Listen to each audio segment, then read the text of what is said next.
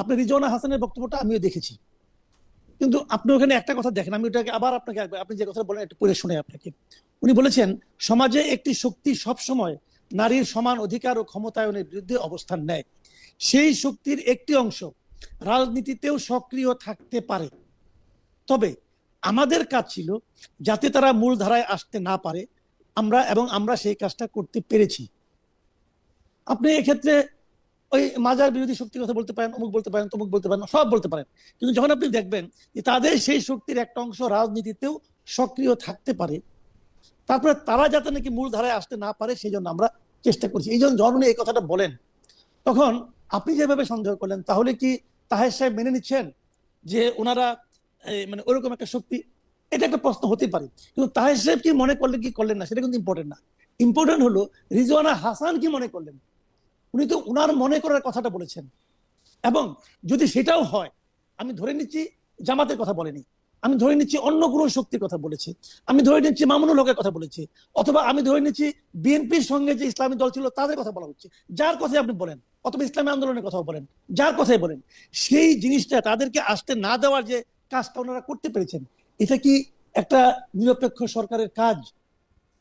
আমার কথা হলো এটাই, কামাল ভাই, এটা তো ওনাদের কাজ নয়। কামাল ভাই, আমি একটা প্রশ্ন করতে পারি? আমি একটু না না, জাহিদ ভাই আপনি বলেন, বলবেন, বলেন। জাহিদ ভাই আপনি বলবেন পরে। আমি একটু কামাল ভাইকে একটু প্রশ্ন করতে চাই। প্রথমে আপনি বলতেছেন যে অন্তর্বর্তীকালীন সরকার নিরপেক্ষ ছিল না, কারণ ইউনূস সরকার বা ডক্টর মোহাম্মদ ইউনূস পুরোপুরি এনসিপির পক্ষে ছিল। কিন্তু ডক্টর মোহাম্মদ ইউনূস সাহেব এনসিপির পক্ষে ছিল, এর জন্য এনসিপি ভোট বেশি পেয়েছে, এর কোনো প্রমাণ বা লক্ষণ আমরা দেখি না। বরং এনসিপি জামায়াতের সাথে যুক্ত হয়েছে বলে ভোট বেশি পেয়েছে বলে আমার ধারণা। এবং সৈয়দা রিজওয়ানা হাসান যাদেরকে ইঙ্গিত করেছেন, সেই পুরো ইঙ্গিত আসলে 18 মাসের মধ্যে আপনি যদি দেখেন, তারা মেয়েদের ফুটবল খেলা বন্ধ করতে চেয়েছিল, মেয়েদের ফুটবল খেলা 52টা জেলায় হয়েছে। আপনি যদি দেখেন যে বিভিন্ন জায়গার মধ্যে থেকে যারা মেয়েদেরকে নিয়ে নানা রকম কটূক্তি করছে, অন্য কিছু করছে, এই সরকার তাদেরকে শাস্তি দিতে চেষ্টা করেছে। বা সৈয়দা রিজওয়ানা হাসানও বিভিন্ন ভাবে করেছে নাকি? করেছে করছে তো, করেছে নাকি? তাই নাকি? করছে তো, কোথায় করেছে ভাই? যা মেয়েদের সরকারের তো বিভিন্ন রকম উদ্যোগ ছিল আপনি প্রকাশ্যে। আমাকে বলেন, ওই যে শক্তিটার কথা বলা হচ্ছে, সেই শক্তিটা এই পুরো 18 মাস পুরো দেশে দাপিয়ে বেরিয়েছে। কার শাস্তি?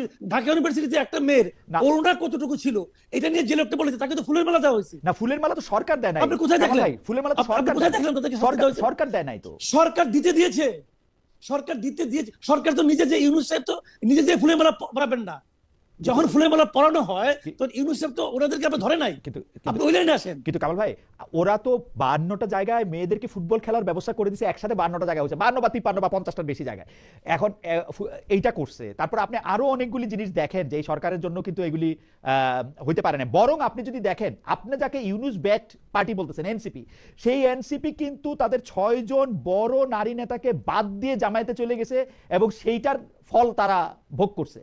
তারা চেষ্টা করছে, মানে রিজওয়ানা আপারা চেষ্টা করছে যে, আমার কাছে যেটা মনে হয়, আমার ইন্টারপ্রিটেশন হচ্ছে, উপদেষ্টারা চেষ্টা করছে এনসিপি যাতে একটা মিডল রাইট দল হয়, কিন্তু সেটা তো তারা হয় নাই আসলে। তারা একটা ফার রাইট দল হয় নাই। তাদের আমার কথা হলো এইটা তো সরকারের চেষ্টা করার বিষয় না রে ভাই। সেটা ঠিক। এটা তো সরকারের চেষ্টা করার বিষয় না। সরকারের চেষ্টা করার বিষয় হলো যে এদেশের মানুষ যাকে ভোট দিয়েছে অথবা ভোট দিতে চায়, সেই জিনিসটার জন্য মানে উপযুক্ত পরিবেশকে নিশ্চিত করা। এটা তো সরকারের কাজ না। আমি ওই কথাটাই বলছি যে কে ভালো কে মন্দ এটা তো পার্সন টু পার্সন ভ্যারি করবে। ধরেন আমি একটা উদাহরণ দেব, বলি একটা কওমি মাদ্রাসার টিচার, উনি যা চায় তার সঙ্গে আমার চাওয়া মিলবে না, কিন্তু তার মানে এই নয় যে ওনার চাওয়াটা আমি গলা টিপে ধরবো অথবা ওনাকে আমি চাইতে দিব না। এটা ওনার ইচ্ছা, উনি চাবে, আমি আমারটা চাবো। তো সেই এটা তো সরকারের, যদি সরকার মাঝখানে থাকে, সরকারের তো কাজ না যে আমি যেটা চাই আমার পক্ষে থাকবে, আরেকজনের বিপক্ষে থাকবে। না সরকারের কাজ না। কামাল ভাই, আমি যেটা বলতে চাই, আপনার সাথে কথা বলা আনন্দদায়ক, সেজন্যই বলতেছি যে ধরেন সরকারের কাজ, আপনি যেটা বলতেছেন, ধরেন ডক্টর ইউনূস একটা পক্ষকে সমর্থন জানাইছেন, কিন্তু সেই পক্ষকে জন্য উনি তো কোনো কাজ করেন নাই। কারণ আমি যদি যে দেশে আছি সেই দেশের উদাহরণ যদি দেই, ধরেন বাইডেন প্রেসিডেন্ট হিসেবে কামালা হ্যারিসকে ভোট দিতে বলছেন, কিন্তু কামালা হ্যারিসকে বেশি লোকে ভোট দেয়, এটা তো উনি করেন নাই। ডক্টর ইউনূস তো জাহিদ ভাইয়ের কথাই যদি ধরি, একটা সবচেয়ে ভালো ইলেকশন করলো 91 সালের পরে, উনি তো কাউরে আমি আপনার কথা বলছেন, আমি একটা কথা বলি আপনাকে, উনি যেহেতু আর একটা জায়গায় দুইটা ভোট দিয়ে আসবেন না, ওইভাবে তো হয় না।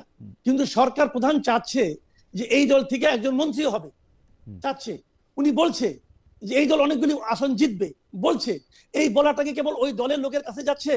ওই কথাটা কি প্রশাসনের কাছে যাচ্ছে না? যদি প্রশাসনিক কথাটা শোনে, প্রশাসনের সঙ্গে তার কি আন্ডারস্ট্যান্ডিং হয়েছে, প্রশাসনকে কি বলেছে, কার মাধ্যমে বলেছে? কামাল ভাই, প্রশাসনের প্রভাব বিস্তার না করলে শুনবে না।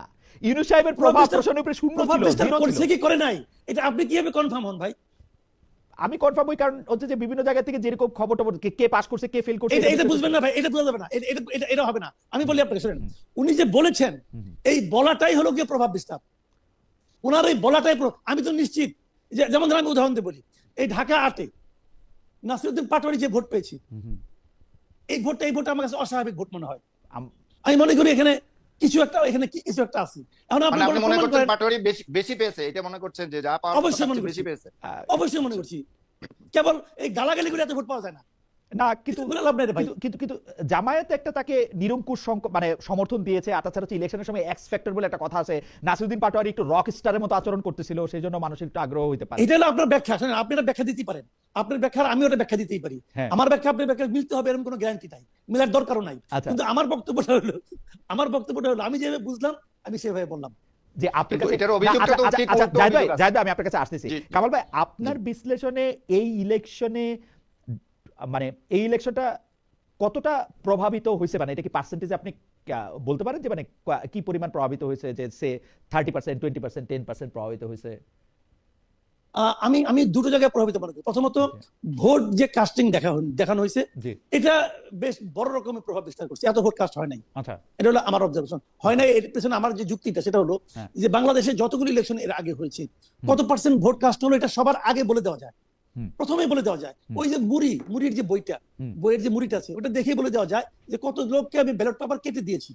সিম্পল একদম। এটা যখন পরের দিন সকাল 12টার দিকে বলা হয়, তখন বোঝা যায় যে এটা হিসাব মেলানোর কোনো ব্যাপার ছিল। এই জায়গাটা ইলেকশন কমিশন মিজারেবলি ফেল মারছে, টোটালি ফেল। আমি মনে করি এত ভোট 60% ভোট কাস্ট হয় নাই, এটা আমি বিশ্বাস করি। এবং এইটা সরকার বেসিক্যালি করেছে হলো যে এই গণভোটটাকে গ্রহণযোগ্য মাত্রায় তুলে আনার জন্য সরকার এই আকামটা করছে, মানে সরকার এবং ইলেকশন কমিশন এই আকামটা করছে। স্টেট এই জায়গায় তারা একদম মানে অন্যায় করেছে, এটা একটা বিষয়। আর দ্বিতীয় বিষয় হলো ভোটের যে হিসাবটা, আমার কাছে মনে হয়েছে যে অন্তত পক্ষে আপনার এনসিপির যে 6 জন পাস করেছে এবং আরো কয়েকজন যে পাস করার মতো অবস্থানে ছিল, নাসিরউদ্দিন পাটোয়ারি অথবা সার্জিস আলম, এই জায়গাগুলোতে কিছু একটা ঝামেলা হয়তো বা হয়েছে। দেখেন, এটা কিন্তু আমি প্রমাণ করছি না, আমার কাছে প্রমাণ নাই। আচ্ছা, আমি এটাকে সন্দেহ করছি। আপনার